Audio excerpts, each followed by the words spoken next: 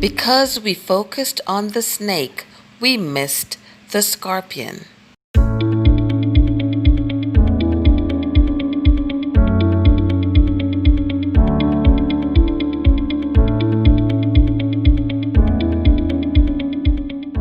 Welcome to Global Business. I am your host, Dr. Neva, and today, as usual, we have a fantastic guest. I try not to disappoint you. Today, I have Sechaba, and he's going to say his name fully for you, and he's coming all the way again from South Africa. Welcome, welcome, welcome to Global Business. How are you? I'm very well. Thank you very much, Dr. Neva. Yes, my name is Sechaba Motsieloa. So it's almost like Se and Chaba. So it's Sechaba. That's how I normally pronounce it. So, but thank you very much, Dr. Neva, to be on your platform. You're most welcome, and you're no ordinary person. So tell us a little bit about you. Who are you? Yeah, it's a very interesting question. Who am I? Maybe for the purpose of the business community, say, I consider myself a business person working with entrepreneurs. I pretty much learned quite quickly, having grown up in corporate for the last 25 years, that I'm more of a corporate person than an entrepreneur, that I'm continuing to learn. I'm a father. I've got 3 kids and a beautiful wife. She's somewhere listening to me somehow, I'm sure, making sure that I'm doing the right thing. And I live in South Africa, in Johannesburg. This is the heart of the African economy, I want to believe, and this is where things happen. A bit of background: I studied at the University of Cape Town. I studied economics as well as industrial psychology, and I've worked in a number of multinational companies, the last of which was McDonald South Africa. And other than that, I have interest in education and many other things. All right, so you work for McDonald's, an international franchise. Who does not know McDonald's? Tell us about your position in McDonald's. What did you do? How long were you there? I was there for 12 years. I joined in 2004 as a marketing manager, and then 2005, I became the marketing director. And for quite a long time, I held that portfolio of marketing director as well as, marketing and communications director. In other words, looking after the McDonald's brand in the South African market, as well as the McDonald's communication that included its reputation. It also meant working for an international franchise that one was connected to the global community. Because being a global brand, whatever happens in one part of the world, it affects something else that's happening in another part of the world. And I make a very clear distinction that McDonald's is global and not international. When you look at international businesses, for me, they are the ones that have got presence outside of their country of origin. But in terms of how they behave, it depends on where they are. But for a global entity like McDonald's, it's got the same footprint. It's just a small difference in terms of how you express what the brand looks like in the market. And I had the pleasure of being in charge of both marketing and communication during the 2010 FIFA World Cup, which was something that when the world eyes were on South Africa from a sporting perspective, I was responsible and in charge of expressing the McDonald's brand there. An international franchise, as I said, comes with its own global best practices. And what we then tend to do is to make sure that we meet it halfway with our local insights and know-how of the business environment, and bring those insights to really make the brand resonate as well and touch the people of South Africa. Oh, wow. So, that's a lot. And so can you tell me, what is the business climate like in South Africa? So at the moment, like everybody else in the world, the backdrop is the COVID-19 pandemic. We have been in lockdown. I think we are going now close to 5 months of lockdown. Of course, over this period of time, things have been eased a little bit to try and open up the economy. But the pandemic plays quite a big part. Before that, we were downgraded as a country by the rating agencies just to junk status, something that you can either look at as an opportunity to do things better or get all depressed about it. South Africa is the second biggest economy in Africa, but certainly the most diverse economy in terms of the different sectors that we have. A very sophisticated financial sector, similar to any of the best in the world. So our ability to access global funds, our ability to assist and do business globally, it's matched. We match any of the global entities. We have a very young population that is eager to grow and make things quite happening. And we do have a very formalized big business side of the economy, but the growth is going to come from the small emerging business people. When I say small, it's more from a turnover, how they are classified, but certainly the biggest part of the economy and the growth is going to come through there. Because of where we are geographically, we tend to be quite a resilient people.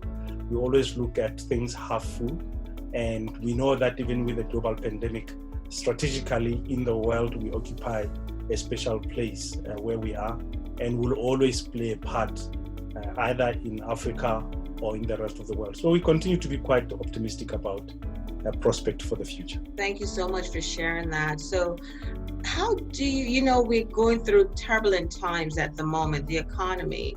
So how do you compete and stay afloat in a turbulent economy, you yourself, because you are an entrepreneur, you're a business owner, right? Indeed. So a couple of things that become quite important.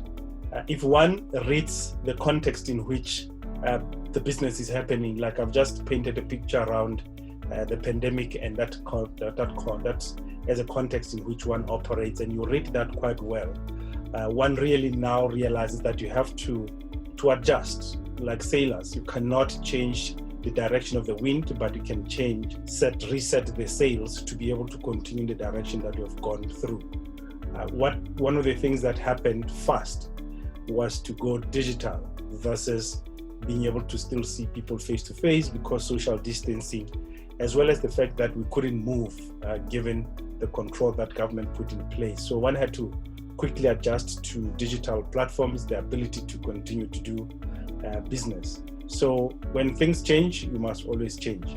What I have found though is even when you go digital, you are just making what you are doing digital. So I work with a company called EmpowerWorks that was in events and eventing, and within a week we're able to move that business to do the same things but on digital platforms to continue to connect with an audience that we have.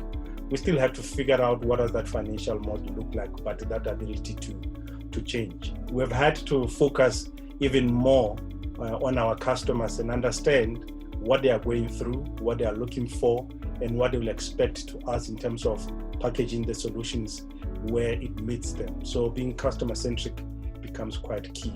Communication back to customers that had to also appreciate this challenging environment that we are in. So quite a lot of empathy coming through in how we communicate.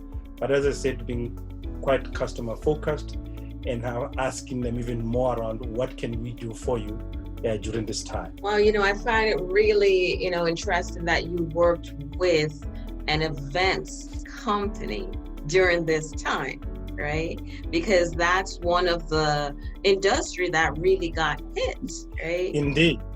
Yeah.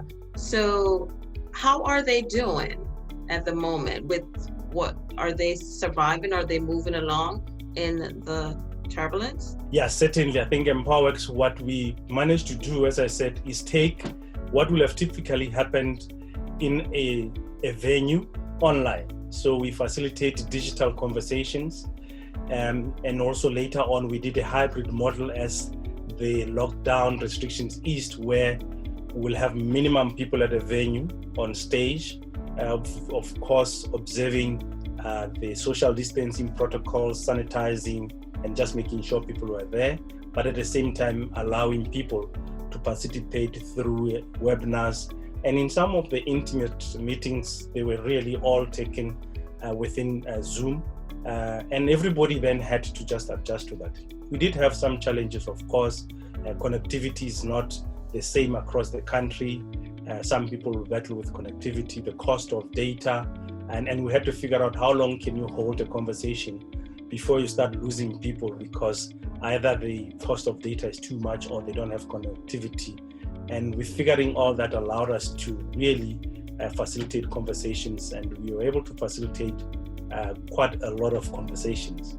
And we continue to provide that solution now. So that's one of those things when the environment changes, you have no option but to change. You can't just say, I'm praying to go back to where things were, because they're never going to go back there. They're never going to go back there. Interesting perspective. So, you're a consultant, you have a consultant company, right? So I just want you to tell us a little about that and give advice to entrepreneurs, the young entrepreneurs who are, either looking to start or they're already started and would like to get guidance, based on your experience and what you do. Yeah. So the biggest thing that I find is know yourself first as a person. What is it that purpose, the thing that drives you? And it can't be, I want to make money, or I want to make a customer happy. So what happens if somebody makes them a little bit more happier, or somebody makes more money? It is just having an appreciation of what is it that for you gives you the drive. Once you've established that, usually then you are able to spot either the problems that you are able to see and address, or opportunities that you are able to see and take advantage of. And because they come into your awareness, it basically means that then they are there for you to go for. Because if they were not in your awareness, you will not even know. But as soon as they come into your awareness, then it's ability to go and pursue them. I find then also that once you know those, it's then making the selection as to say, who am I going to pursue these opportunities with, or who am I going to solve these problems with? Because as one individual, it's usually very difficult to be able to do everything, especially as an entrepreneur. So similar to an employer who chooses their employees very carefully, as an entrepreneur starting up, is who are those founding partners that you want to be part of, and doing your best to select them and then say, this is what we both want to pursue. How do we go about it? Secondly, is not choosing people that have the same way of thinking as you, the same competencies as you. It's basically finding competencies that complement each other, provided that drive that you believe in, you have the same type of ethos, because it is that diversity and inclusivity that you require in the team that you put together as you go forward. And I like the fact that you underscored young entrepreneurs, because young people are fearless. Young people are risk takers. I'll say take calculated risks, but you have to take the risks because the opportunities don't happen in the center. They happen in the periphery. They happen where nobody has gone, and be that person that goes for those opportunities, and then fail fast, learn, and then move on. For as long as that which you saw as an opportunity, as a problem that you want to solve is still there, it means you can still go for it. Be mindful, obviously, of the competition in and around you, not to do what they are doing, but making sure that they help you to really refine your uniqueness and the remarkability that you bring to the marketplace. Wow, thank you. So insightful. And I really love when you said, find someone who complements you, have different attributes than yourself, right? Because if you pick someone just like yourself, you're not going to move forward. Yeah. So Thank you so much for your time. What is your website address? You want to let the people know where they could find you? No, so it's I've got two. The primary one is the KenziGroup.com. So www.KenziGroup.com, where you'll find that talks really to me, my soul, as what I call a oneness approach teacher, because I believe that we all come from the same source and we are connected and hyper-connected. And that which I do for myself, I do for you. That which you do for yourself, you do for me. And so KenziGroup.com. And then the other one is Arc8Global.com, which is where I've also, as I said, partnered with other entrepreneurs that think differently from me, but we believe in the same thing. So those two websites is where you'll find. Well, thank you so much again. I know you have a busy schedule, but you spent some time to share your knowledge, and especially to the young audience that will be watching. All right, guys. Thank you. And until next time, this is another episode of Global Business. Until, bye-bye. Bye-bye, Dr. Neva. Bye-bye.